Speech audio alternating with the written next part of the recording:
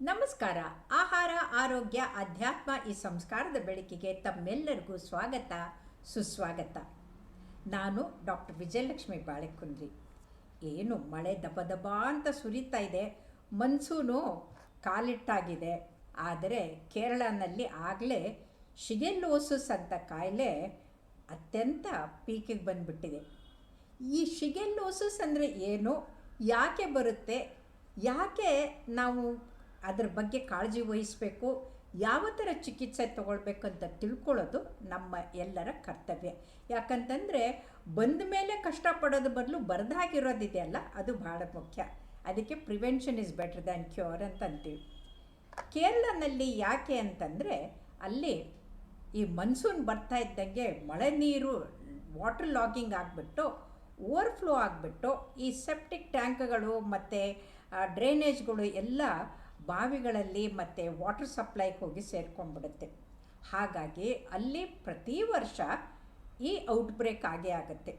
ಇದು ಎಂಡೆಮಿಕ್ ಆಗಿ ಕಲ್ಕತ್ತಾನಲ್ಲಿ ಬೇರೆ ಕಡೆ ಎಲ್ಲ ಕಡೆಗೆ ಬರುತ್ತೆ.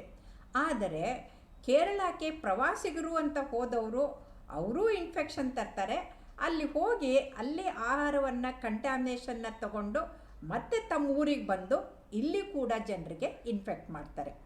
ಇದಕ್ಕೆ ಫೀಕೋ ಓರಲ್ ಕಂಟ್ಯಾಮಿನೇಷನ್ ಅಂತೀವಿ. ಫೀಕೋ ಓರಲ್ ಅಂದರೆ ಕಕ್ಕಸಿನಿಂದ ಬಾಯಿಗೆ ಹೋಗಿ ನೀರಿನ ಮುಖಾಂತರ, ಆಹಾರದ ಮುಖಾಂತರ ಹೊಟ್ಟೆಯಲ್ಲಿ ಹೋಗಿ ನಮ್ಮ ಕರುಳು ಬೇನೆ ಆಗಿಬಿಟ್ಟು ತೊಂದರೆ ಆಗೋದಕ್ಕೆ ಇದಕ್ಕೆ ಫೀಕೋ ಓರಲ್ ಅಂತ ಅಂತೀವಿ. ಹಾಗಾದರೆ ಯಾಕೆ ಹೀಗೆ ಬರುತ್ತೆ ಅಂತಂದರೆ ಈ ಶಿಗೆಲ್ಲ ಅನ್ನುವಂಥ ಬ್ಯಾಸಿಲೈ ಅತ್ಯಂತ ಭಯಂಕರವಾಗಿ ಒಂಥರ ವಿರುಲೆಂಟ್ ಆದಂಥದ್ದು. ಅದು ಮೈ ಒಳಗಡೆ ಹೋಗಿ 2 ದಿನಕ್ಕೆ ಹೈ ಟೆಂಪ್ರೇಚರ್ ಅಂದರೆ ಜ್ವರ ವಿಪರೀತ ಬಂದ್ಬಿಡುತ್ತೆ. ವಿಪರೀತ ಹೊಟ್ಟೆ ನೋವು ತಡ್ಕೊಳ್ಳೋಕ್ಕಾಗಲ್ಲ, ವಾಂತಿ ಭೇದಿ ಶುರುವಾಗತ್ತೆ. ಅದು ಭೇದಿ ಸಾಧಾರಣ ಭೇದಿ ಅಲ್ಲ, ನೀರು ಭೇದಿದೊಳಗೆ ಆಮ್ಲಶಂಕೆ, ಅದರ ಜೊತೆಗೆ ರಕ್ತ ಕೂಡ ಹೋಗುತ್ತೆ. ಇದು ಒಂಥರ ಭಯ ಹುಟ್ಟಿಸುವಂಥದ್ದು. ಆಮೇಲೆ 3-4 ದಿನಕ್ಕೆ ಅದು ಕಡಿಮೆ ಆಗದೇ ಇದ್ದರೆ, ಅದು ವೆರಿ ಸಿವಿಯರ್ ಇದ್ದರೆ ಅದಕ್ಕೆ ಡಿಹೈಡ್ರೇಷನ್ ಆಗಿ ಆಸ್ಪತ್ರೆ ಅಡ್ಮಿಟ್ ಆಗಬೇಕಾಗತ್ತೆ. ಹಾಗಾಗಿ ಈ ಹೊಟ್ಟೆ ನೋವು, ವಾಂತಿ ಭೇದಿ ಇದರ ಜೊತೆಗೆ ಜ್ವರ ಬಂದಾಗ ಕೇರ್ಫುಲ್ಲಾಗಿರಬೇಕು. ಅಂದರೆ ಯಾವ್ಯಾವ ಕೇರ್ ತೊಗೊಳ್ಬೇಕು ನಾವು ಅಂತಂದರೆ, ಮೊದಲು ಕುಡಿಯೋ ನೀರು ಕಾಯಿಸಿ ಆರಿಸಿದಂಥದ್ದು ಇರಬೇಕು. ಎರಡನೇದು, ನಾವು ಏನೇ ಆಹಾರ ತಗೊಂಡ್ರೆ ಅಲ್ಲಿ ಇಲ್ಲಿರುವಂಥದ್ದು ಹಸಿ ಪದಾರ್ಥದ್ದು ರಸ್ತೆಯಲ್ಲಿ ಮಾರುವಂಥದ್ದು ಇದನ್ನು ತಿಂದರೆ ಅದು ಬರುತ್ತೆ. ಅದಲ್ಲದೆ ಏನಾಗುತ್ತೆ ಅಂದರೆ ಫ್ರಿಜ್ಜಲ್ಲಿ ತುಂಬ ದಿನ ಇಟ್ಟಂಥದ್ದು ಹಾಳಾಗಿದ್ದು ವಾಸನೆ ಗೊತ್ತಾಗೋದಿಲ್ಲ, ಅದರಿಂದನೂ ಬರುತ್ತೆ. ಇದಲ್ಲದೆ ಯಾರು ಹೋಟ್ಲ್ಗಳಲ್ಲಿ ಇದರಲ್ಲಿ ಸರ್ವ್ ಮಾಡ್ತಾ ಇರ್ತಾರಲ್ಲ ಅವ್ರಿಗೆ ಇರುತ್ತೆ, ಅವರು ಕೈ ಚೆನ್ನಾಗಿ ತೊಳ್ಕೊಳ್ಳೋದೇ ನಿಮಗೆ ಸರ್ವ್ ಮಾಡಿದರೆ ಅದರಿಂದ ಕೂಡ ಬರುತ್ತೆ. ಹೀಗೆ ಒಬ್ಬರಿಂದ ಒಬ್ಬರಿಗೆ ಅಂಟೋದ್ರ ಜೊತೆಗೆ ಇದಕ್ಕಿಂತ ಮುಖ್ಯವಾಗಿ ಲೈಂಗಿಕ ಕ್ರಿಯೆಯಿಂದ ಕೂಡ ಈ ಬ್ಯಾಸಿಲೈ ಸ್ಪ್ರೆಡ್ ಆಗುತ್ತೆ ಅಂತ ಗೊತ್ತಾಗಿದೆ. ಅದು ಗೇಜು ಇರುವಂಥ ಅವ್ರಿಗೂ ಕೂಡ ಅದು ಬೇಗನೆ ಅಂಟ್ಕೊಳ್ಳುತ್ತೆ. ಇದಕ್ಕಿಂತ ಮುಖ್ಯವಾಗಿ ಯಾರು ಆಲ್ಕೋಹಾಲ್ ಕನ್ಸಂಪ್ಷನ್ ಮಾಡ್ತಾರೋ, ಅವರ ಇಮ್ಯುನಿಟಿ ಕಡಿಮೆ ಇರುತ್ತೋ, ಅಂದರೆ ರೋಗ ನಿರೋಧಕ ಶಕ್ತಿ ಕಡಿಮೆ ಆಗಿರುತ್ತೋ ಅಂಥವ್ರಿಗೆ ಇದು ಬೇಗನೆ ಬಂದ್ಬಿಡುತ್ತೆ. ಹಾಗಾಗಿ ಕೇರಳನಲ್ಲಿ ಕುಡಿತನೂ ಜಾಸ್ತಿ ಇದೆ, ಮಳೆನೂ ಜಾಸ್ತಿ ಇದೆ. ಆಮೇಲೆ ಇದು ಅಲ್ಲಿ ಇಲ್ಲಿ ತಿನ್ನುವಂಥದ್ದು ಹೋಟೆಲ್ಗಳು ಎಲ್ಲವೂ ಕೂಡ ಜಾಸ್ತಿ ಇರೋದ್ರಿಂದ ಶಾಲೆ ಕಾಲೇಜುಗಳಲ್ಲಿ ಎಲ್ಲ ಕಡೆಗೆ ಈ ಥರ ಔಟ್ಬ್ರೇಕು ಶುರುವಾಗುತ್ತೆ. ಹಾಗಾಗಿ ನಮ್ಮ ಮಕ್ಕಳು, ನಮ್ಮ ಯುವಕರು ಕಲಿಬೇಕಾಗಿದ್ದೇನು ಅಂತಂದರೆ, ಆಲ್ಕೋಹಾಲ್ ತಗೊಂಡು ಪಾರ್ಟಿ ಮಾಡಿಕೊಂಡು ಊಟ ಮಾಡಿದಾಗ ಈ ಶಿಗೆಲ್ಲ ಬರ್ಬೋದು ಅನ್ನೋದನ್ನು ಮರಿಬೇಡಿ. ಎರಡನೇದು, ಕೈ ಕ್ಲೀನಾಗಿ ತೊಳ್ಕೊಳ್ಳೋದೇ ನಾವು ಏನೇ ಆಹಾರವನ್ನು ಬಾಯಿಗೆ ಹಾಕ್ಕೊಂಡ್ರೆ ಈ ಫೀಕೋ ಓರಲ್ ಇನ್ಫೆಕ್ಷನ್ನು ಜಾಸ್ತಿ ಆಗುತ್ತೆ. ಅದರಲ್ಲೂ ಕೂಡ ಎಡಗೈ ತೊಳ್ಕೊಳ್ಳೋ ಕೈಯನ್ನು ನಾವು ಸರಿಯಾಗಿ ತೊಳ್ಕೊಳ್ಳೋದೇ, ಅದರಿಂದ ಎಡಗೈಯಿಂದ ತಿನ್ನೋದು, ಇಂಥ ದುರಭ್ಯಾಸಗಳನ್ನ ಮಾಡಿಕೊಂಡ್ರೂ ಕೂಡ ಇದು ಜಾಸ್ತಿ ಆಗುತ್ತೆ. ಹಾಗಾದರೆ ಇದಕ್ಕೆ ಟ್ರೀಟ್ಮೆಂಟ್ ಏನು ಅಂತಂದರೆ, ಅವರು ORS ಅಂತಂದರೆ ಜಾಸ್ತಿ ನೀರನ್ನು ಕುಡಿಬೇಕು, ಲವಣ ಇರುವಂಥ ಎಳನೀರು ಮಜ್ಜಿಗೆಯನ್ನು ತಗೊಳ್ಬೇಕು. ಆಮೇಲೆ ಎಷ್ಟು ಹೋದರೂ ಕೂಡ ಹೊಟ್ಟೆ ನೋವಿಗೆ ಮಾತ್ರೆ ತೊಗೊಳ್ಬೇಕೆ ಹೊರತಾಗಿ ಆ್ಯಂಟಿಬಯೋಟಿಕ್ಕನ್ನು ಮೊದಲೇ ತೊಗೊಳ್ಬಾರ್ದು. ಆ ಆ್ಯಂಟಿಬಯೋಟಿಕ್ಕನ್ನು ತೊಗೊಂಡ್ರೆ ಏನಾಗಿದೆ, ಈಗ ಶಿಗೆಲ್ಲ ಆ್ಯಂಟಿಬಯೋಟಿಕ್ಗೆ ರೆಸಿಸ್ಟೆಂಟ್ ಶುರುವಾಗಿ ಹೋಗ್ಬಿಟ್ಟಿದೆ.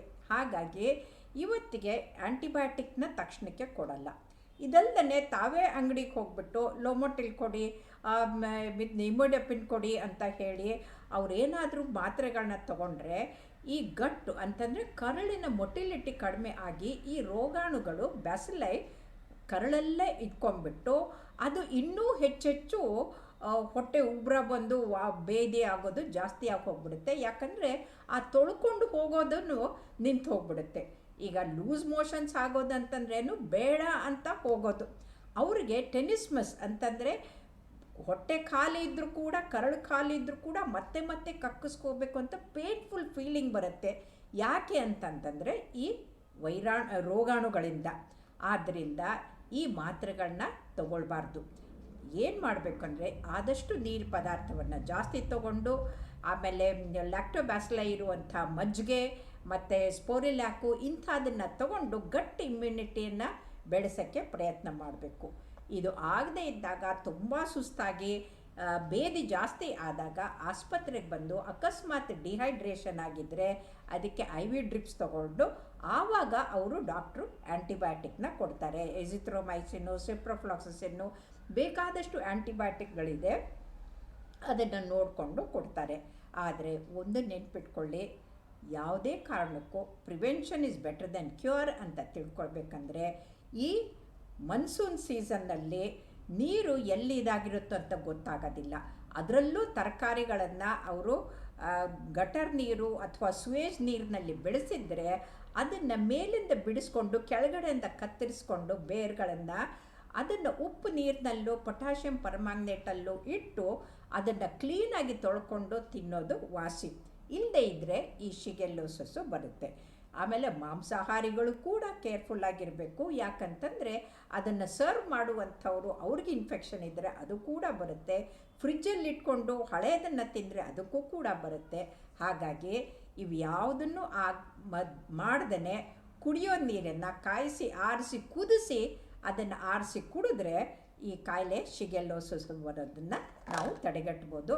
ಗೊತ್ತಾಯ್ತಲ್ಲ ಈ ಶಿಗೆಲ್ಲೋಸಸ್ ಅಂದರೆ ಏನು ಅಂತ. ಈ ಬ್ಯಾಸಿಲೈನಿಂದ ದೂರ ಇರೋದು ಬಹಳ ಮುಖ್ಯ.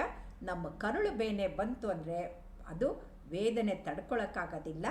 ಎಲ್ಲರೂ ಕೇರ್ಫುಲ್ಲಾಗಿರೋಣ, ನಮ್ಮ ಆರೋಗ್ಯದ ಕಡೆಗೆ ಗಮನ ಕೊಡೋಣ. ನಾವು ಎಷ್ಟು ಆರೋಗ್ಯವಂತರಾಗಿರ್ತೀವೋ ಅಷ್ಟು ನಮ್ಗೆ ಒಳ್ಳೆಯದು. ನಮಸ್ಕಾರ.